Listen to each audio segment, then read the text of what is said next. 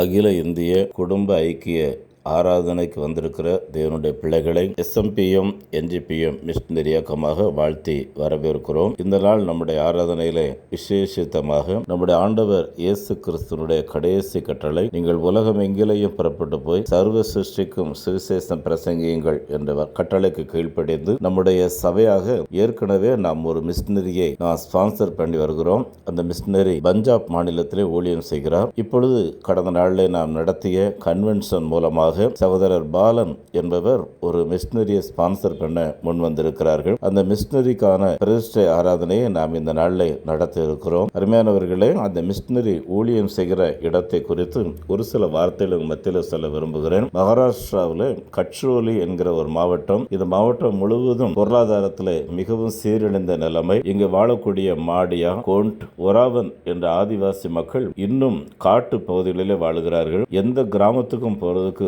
Road கிடையாது. அருகாமையிலே சத்தீஸ்கர் மாநிலம் இவர்களுக்கு அருகாமையிலே இருக்கிறது. 1 கிலோ உப்பு வாங்குவதற்கு 1 கிலோ கொண்டக்கடலை கொடுத்து இன்னும் இந்த மக்களுடைய வாழ்க்கையிலே இந்த பொருளாதார, அதாவது பொருள் கொடுத்து இன்னொரு பொருள் வாங்குகிறது என்கிற நிலையில இருக்கிறார்கள். இன்னும் கொடூரமான பழக்கம் என்னவென்றால், திருமணம் ஆவதற்கு முன்பே ஒழுக்கக்கேடான வாழ்க்கையின் மூலம் பல வாலிப பிள்ளைகள் தங்களுடைய வாழ்வை சீரழித்துக் கொள்கிறது இங்கு அதிகமாக இருக்கிறது. மதுபானம் இவர்களுக்கு முக்கியமான உணவு. பச்சிளம் குழந்தைகளை பலியிடுவது, இந்த குழந்தைகளை ஏதாவது வியாதினா வயிற்றுல சூடு போடுறது, அதே போல நரபலி செலுத்துற பழக்கமும் இருக்கு.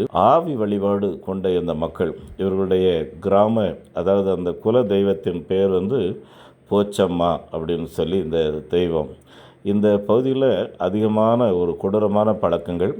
இங்கே பூஜாரிகள் என்ன சொல்கிறாங்களோ அதை அப்படியே கேட்பாங்க. பில்லி சூனியம் வைப்பது என்பது இவர்களுடைய முக்கியமான ஒரு தொழில். இந்த பில்லி சூனியத்தின் மூலம் இங்கே மத்தியில் கொடூரமான வியாதி இருக்குது. இந்த மக்களுக்காக நம்ம ஜெபம் பண்ணணும்.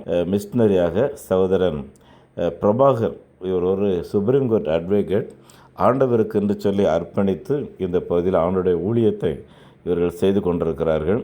ஆண்டவரின் கிருபையினாலே இதுவரையிலேயும் 2 ஆலயம் கட்டி முடித்திருக்கிறோம். கிட்டத்தட்ட 22 இடங்களில் ஆராதனைகள் நடந்து கொண்டு இருக்கிறது. எந்த கிராமத்துக்கும் போகிறதுக்கு ரோடு கிடையாது. மிஷினரிகளுக்கு சரியான டிரான்ஸ்போர்ட்டிங் கிடையாது. மோட்டார் சைக்கிள் கிடையாது. ஜெபம் பண்ணிடுங்க. ஆலயம் கட்டுறதுக்கு 3 லட்சம் ரூபா இருந்தால் போதும். நல்லபடியாக அவங்களுக்கு ஆலயம் கட்டலாம். குறைஞ்சது ஒரு 25 மிஷினரிஸாவது நியமிக்கணும்னு சொல்லி ஜெபம் பண்ணிகிட்ருக்கோம். நம்முடைய அகில இந்திய குடும்ப ஜெப ஐக்கிய இந்த ஆராதனையில் நம்ம பிரதிஷ்டை பண்ணலாம். பாஸ்டர் எட்வின் ஆத்ம பாரமும் மிகவும் தியாகத்தோடு அவனுடைய ஊழியத்தை செய்து வருகிறார்கள் என்பது நம்ம எல்லாரும் தெரியும். ஆகவே நாமும் கரங்கோர்ப்போம். நம்முடைய இந்திய தேசத்தை இயேசு கிறிஸ்துவின் வருகைக்கு ஆயத்தப்படுத்துகிற இந்த மிஷனரி பணியில் ஆண்டவர் உங்களை ஆசீர்வதிப்பாராக.